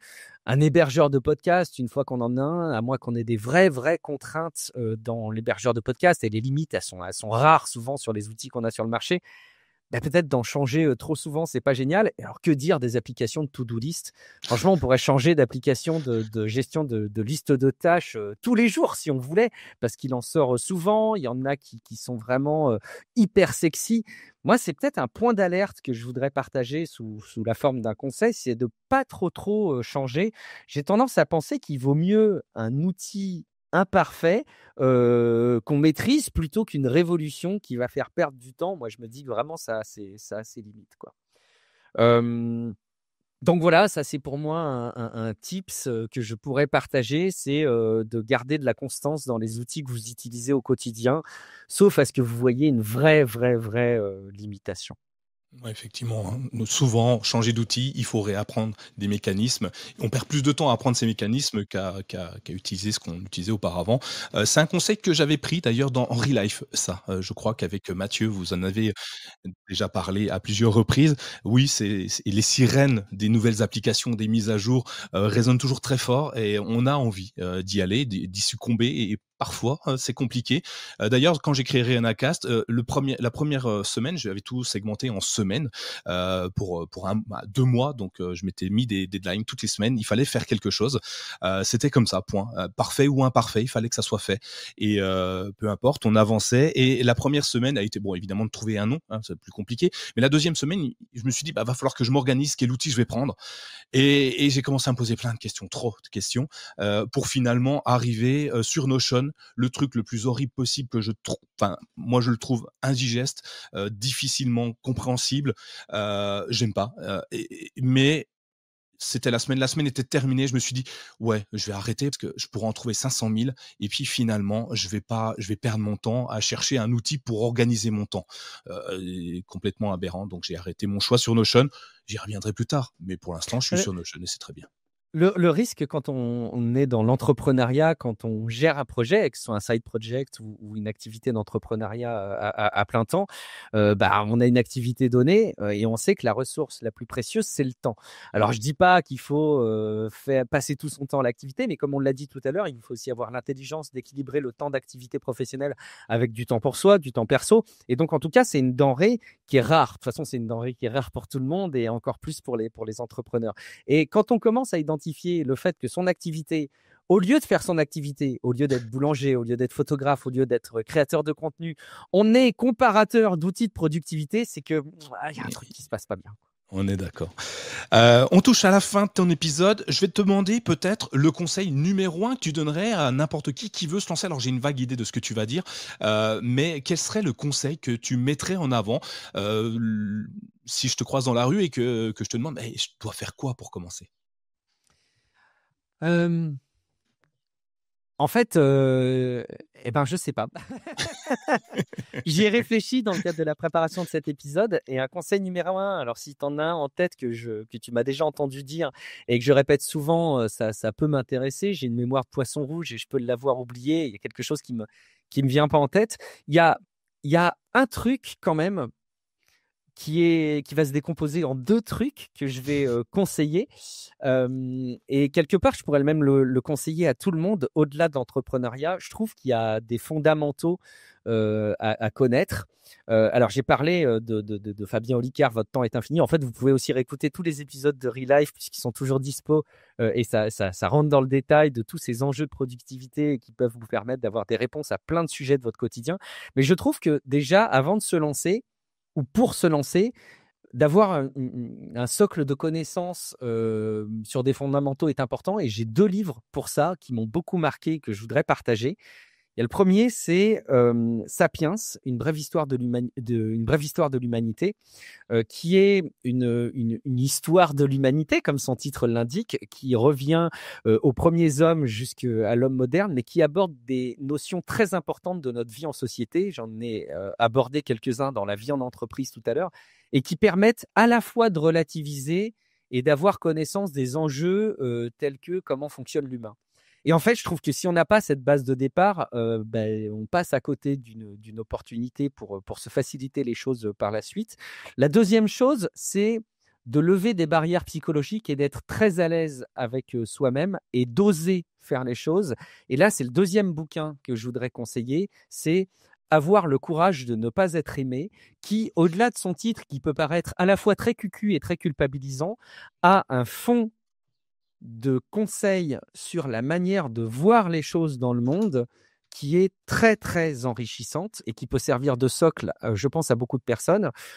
Et j'ai tendance à penser que ce bouquin-là en particulier, il va aider à lever tous les freins qu'on peut se mettre psychologiques, la peur de ne pas y arriver, le syndrome de l'imposteur, l'angoisse paralysante, tous ces trucs qu'on a l'habitude de connaître dans l'entrepreneuriat, ça les désamorce un peu de manière extrêmement poétique et très élégante, et qui sont en plus source de construction personnelle qui sont vraiment très très chouettes.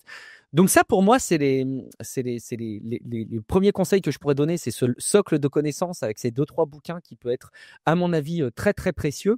Et ensuite, le fait de juste faire, un peu le slogan de Nike, qui est Just Do It. Finalement, le fait de faire, même si c'est imparfait, est très important. Vous mettez peut-être pas trop de conditions, on l'a abordé tout à l'heure sur les objectifs et les résultats, tu vois, sur le nombre d'écoutes, sur le nombre d'épisodes. Je pense que c'est très bien de ton côté parce que tu as un peu de bouteille dans le podcast et puis tu as cette affinité et cette sensibilité sur l'entrepreneuriat et sur les side projects. Donc, le fait que tu te sois dit, je vais faire tant d'épisodes, tant d'écoutes et dans telle période de temps, moi, j'ai tendance à dire, mettez-vous peut-être juste un objectif de moyen. C'est-à-dire, dites-vous, je vais publier tant d'épisodes, je vais faire tant de rendez-vous, je vais mettre en ligne un site internet. Sur votre activité, vous mettre en place un objectif de moyen. Vous allez voir que déjà, ça va vous permettre d'avoir un premier pied à l'étrier, et après, le reste sera beaucoup plus facile à mettre en œuvre, et de casser les barrières. Après, ce sera beaucoup plus simple, à mon avis. Ouais, Je sais pas si dans ce que tu avais en tête de ce que je pourrais dire, il y avait non, mais si, ces c'est éléments-là. ça, indirectement, c'est avec des mots différents, mais c'est exactement, tu vois, le fait vaut mieux que de ne voilà, l'avantage, c'est qu'avancer petit à petit, les petites réussites du quotidien, régulièrement, tu as atteint ton nombre d'épisodes enregistrés, ton nombre de rendez-vous exceptionnel. Tu vois, moi, j'aime cocher des cases. Mon esprit aime remplir des cases vides. Et le matin, enfin le lundi matin, j'ai mon alors je suis très papier malheureusement, enfin heureusement, malheureusement, peu importe, je suis très papier et j'aime me faire des to-do list papier. C'est fou parce qu'en fait informatique, j'ai pas cette même jouissance de cliquer sur fait. Alors que sur le papier, je griffonne avec mon crayon et ça me donne une certaine satisfaction de réussite. Et mon esprit me dit ah t'as bien bossé aujourd'hui. Et ce que je fais, c'est tous les matins, je fais toutes les tâches les plus petites possibles, mais qui vont me donner tellement d'énergie pour le reste de la journée que finalement les tâches qui me semblent improbables, très compliquées à mettre en œuvre, deviennent hyper simple parce que en fait j'ai l'énergie de la réussite du matin mais voilà alors je le mets pas mais ranger ma tasse ça pourrait être un de mes objectifs, ranger cette table, et c'est tellement facile à faire et je le note et 3 minutes après l'avoir noté, je grise la case et mon esprit me dit: «Ça y est, tu as déjà avancé, tu as déjà un pas dans la réussite et continue comme ça, c'est parfait». Et moi je trouve ça bien et c'est ce que tu nous dis, enfin je pense. Ouais, ouais, ouais. Peut-être ce que tu dis là me permet de souligner un truc, c'est, soyez à l'écoute objective de vous-même. Parce qu'on fonctionne pas tous pareil et alors j'ai le même syndrome que toi, mais il m'amène à un autre travers. C'est que de mon côté, j'aime tellement cocher, des cases de to-do list ou les faire moi aussi, en papier ou sur ma tablette, en e-paper, c'est que je peux vite passer trop de temps à faire plein de micro tâches qui vont permettre d'être cochés. Effectivement. Là aussi, il y a Fabien Olicard qui te donne un précepte qui est plutôt cool, je trouve, et que je commence à appliquer et qui m'aide là-dedans. C'est si une tâche prend moins de 2 minutes, faites-la tout de suite. Si elle prend plus de 2 minutes, inscrivez-la dans un système de to-do list. Mmh. Ça m'a vachement aidé aussi. Ouais, la théorie des 120 secondes, effectivement, le précepte des 120 secondes qui est assez exceptionnel. Alors moi, j'aime bien rayer quand même. Mais voilà, bon. Merci Guillaume. On arrive à la fin de ton épisode. J'ai une dernière question et c'est la question souvent la plus dure parce que je la mets pas forcément dans le conducteur parce que j'aime avoir vos retours en live. Ouais, je sais, je suis désolé. Tu as la capacité, Guillaume, de revenir 20 ans en arrière, enfin peu importe, peut-être un peu plus, un peu moins, et tu croises le petit Guillaume, 20 ans plus jeune. Qu'est-ce que tu pourrais lui dire? Ah merde, c'est hyper pertinent ta question parce que la réponse spontanée que je dirais, c'est, va travailler sur toi, notamment au travers d'une thérapie. OK. Et en fait, le problème, c'est que je l'ai fait quand j'étais, à l'âge que tu décris, donc je suis embêté pour donner ce conseil. Hem, j'arrive pas à trouver de formulation pour le dire, mais hem des trucs du style, je pense que je lui partagerai une phrase du genre: «Tu en mourras pas». Parce qu'en fait, j'ai le sentiment qu'il y a beaucoup de freins que je me suis mis, avant l'entrepreneuriat et en fait, si je suis honnête avec moi-même, je pense que c'est ce que j'aurais voulu faire dès le début de ma carrière, de créer des choses comme ça, mais j'ai pas été éduqué dans cette philosophie-là. Moi, l'éducation que j'ai eue, c'était que une vie épanouie était une vie dans laquelle on avait avant tout un CDI qui permettait d'avoir un crédit pour acheter sa maison, de se marier et d'avoir des enfants. Et ces préceptes-là sont dangereux, je pense, aujourd'hui. Je pense qu'ils sont particulièrement dangereux pour l'équilibre psychologique des gens. Et en fait, c'est pas parce qu'on n'a pas de CDI, qu'on va en mourir. Et d'ailleurs, c'est pas parce qu'on est dans des difficultés financières qu'on va en mourir. Évidemment, il y a des situations très compliquées sur le plan financier et c'est important d'avoir un équilibre minimum pour vivre. Et je sais que parfois, ça peut être vraiment pénalisant pour une vie. Mais en fait, en vrai, dans l'immense majorité des cas, si on garde pas son boulot, si on se lance dans un truc, si on ose quelque chose, si jamais on lance un podcast et qu'on n'a pas d'écoute, si jamais on crée un compte de réseau social et qu'on n'a pas de vues, on n'en mourra pas. Et en fait, le fait d'avoir cette phrase qu'on peut se répéter, bah, je pense que ça peut lever des freins. Voilà, c'est quelque chose qui me vient là suite à ta question pour rebondir sur ton effet improvisation. Et peut-être que là, je suis en train de me créer un truc que je vais m'installer dans le temps, tu vois. Eh beh, écoute, c'est parfait. Effectivement, on n'en mourra pas. En tout cas, tu n'en es pas mort. Au contraire, tu as grandi et tu es devenu, Guillaume Vendée, podcasteur enthousiaste. Heu, donc, c'est, quelque chose qui, pourrait te ravir. Le retour en arrière est intéressant. En tout cas, Guillaume, merci beaucoup, pour, tout ce moment partagé avec moi, avec nous. Évidemment, dans les notes de l'émission, je remettrai tous les endroits où on peut te retrouver. Évidemment, tu vas me dire guillaumevendée.fr. Bah, je vais le mettre évidemment, mais je vais mettre sur tous les épisodes de Tech Café. Et puis peut-être si on veut échanger avec toi, comment on peut te retrouver? Est-ce qu'il y a un endroit privilégié à part guillaumevendée.fr? J'aime bien citer Blue Sky et Instagram. Blue Sky parce qu'il y a cet aspect conversationnel et puis c'est assez bienveillant. En tout cas, il y a les outils pour que ce soit bienveillant. Et puis Instagram parce que quelque part, il y a besoin aujourd'hui, quand on incarne quelque chose, d'avoir une vitrine personnelle et Instagram répond bien à ça. Donc, vous pouvez me retrouver Guillaume Vendée. J'ai pas de pseudo sur Blue Sky et Instagram. Eh bien, écoute, je rajouterai tout ça dans les notes de l'émission. Merci encore. Merci beaucoup à toi. Eh ben, c'est un plaisir. Peut-être dans 2 ans, on se reverra où Guillaume Vendée sera encore plus multimodal, pourra aller me proposer d'autres activités que tu auras créées et ça va être génial. Merci, à très bientôt pour un prochain épisode de RenaCast. Ciao, bye bye.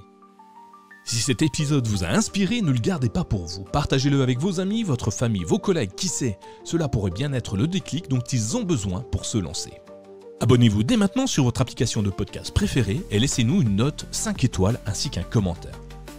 Votre soutien est essentiel pour faire grandir RenaCast et continuer à donner la parole à celles et ceux qui ont osé. À très vite pour un nouvel épisode et surtout, osez passer à l'action.